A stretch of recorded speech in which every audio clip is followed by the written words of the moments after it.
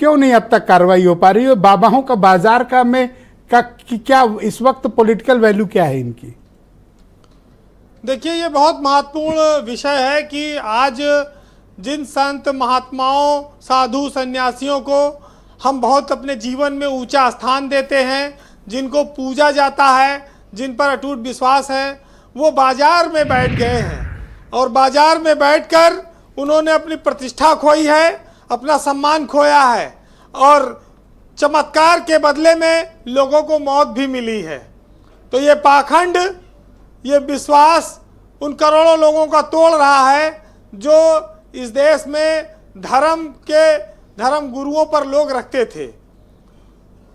सबसे बड़ी बात यह है ब्रजेश जी की जो रुपयों का सौदा करके कार्यक्रम करते हो, सत्संग करते हो, वो पाखंडी ही कहलाएंगे, क्योंकि उनका एक सेट पैटर्न हो जाता है कि आम आदमी को ये बताते हैं कि देखो तुम्हारी बीमारी ठीक नहीं हो सकती, तुम्हारे ऊपर कोई दवा काम नहीं कर सकती, अब तुम्हें बाबा ही कल्याण कर सकते हैं। गरीब आदमी इस झांसे में आ जाता है और वो हमेशा इस शंका में रहता है कि शायद उसके ऊपर किसी ने कुछ करवा दिया है, झाड़ फूक से ही, बाबा के आशीर्वाद से ही शरीर स्वस्थ हो पाएगा। हमारे देश की जनता बहुत भोली भाली है, लोग गरीब हैं, झांसे में आ जाते हैं और ये बाजार चल निकलता है, हजारों लाखों लोग इकट्ठा होने लगते हैं। तो जो लोग हाथों की लकीरों से तकदीर बदलने की दावा करते रहे हैं, भभूत और कलावा बांधकर लोगों के जीवन में चमत्कार करते रहे हैं, दीक्षा देने के नाम पर बहुत बड़े बड़े कार्यक्रम आयोजन करते हैं, वो सब लोग बाजार की तरह नजर आते हैं।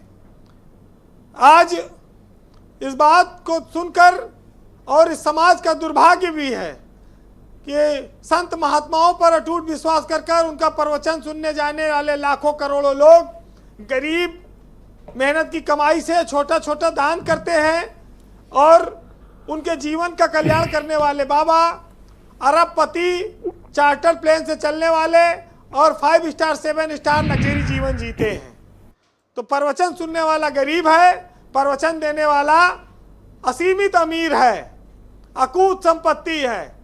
ये सब चीज़ें क्या बताती हैं कि ये धंधा बहुत नफ़े का है, ये बाजार बहुत नफ़ा देने वाला है।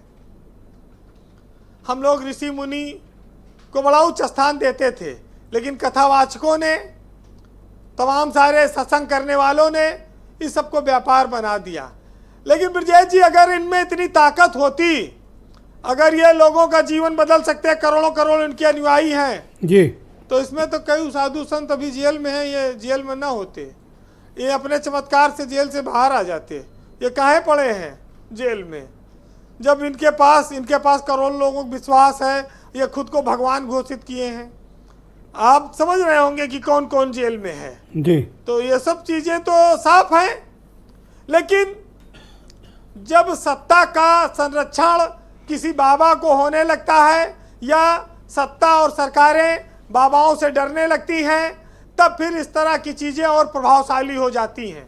खास तौर से जब अलग अलग सत्ताएं रही हैं, तो कभी चंद्रा स्वामी आए, तो कभी जय गुरुदेव आए, तो कभी आसाराम आए, नित्यानंद भी आए। इन्हीं सब सत्ताओं के आगे तमाम सारे लोग आते रहे और इसकी वजह से इस देश में ये व्यापार फलता फूलता रहा। अगर ब्रजेश जी लोगों को धर्म के नाम पर लड़ा दिया जाए तो हमारे यहाँ लोग खूब लड़ते हैं, लेकिन अगर समाज के लिए कह दिया जाए लड़ने के लिए, अपने हक के लिए कह दिया जाए लड़ने के लिए, तो लोग लड़ने भी तैयार नहीं होते। ये सब धर्म के प्रति अटूट आस्था के चलते हैं।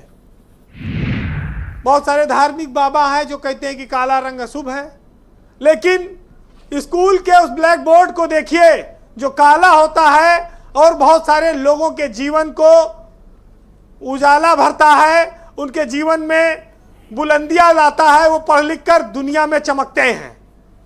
तो रंगों का भी व्यापार है, कपड़ा पहनने में व्यापार है, दिन के हिसाब से है, तमाम सारी एक चीजें दिन हैं तो राजेश जो चौधरी मुझे अलग-अलग बता हैं। रहे थे कि एक वो समोसे वाले कोई बाबा थे कि हरी चटनी के साथ समोसा खा लो तो कुछ हो जाता है।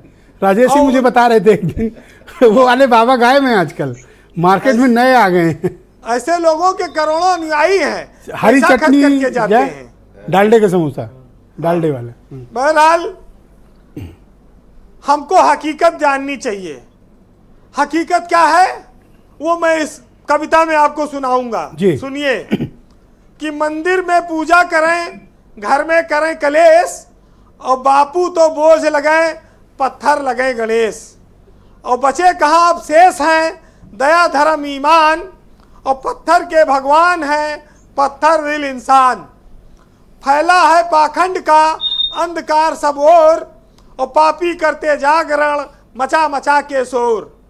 और पहन मुखौटा धर्म का करते दिन भर पाप, और भंडारा करते फिरें और घर में भूखा बाप।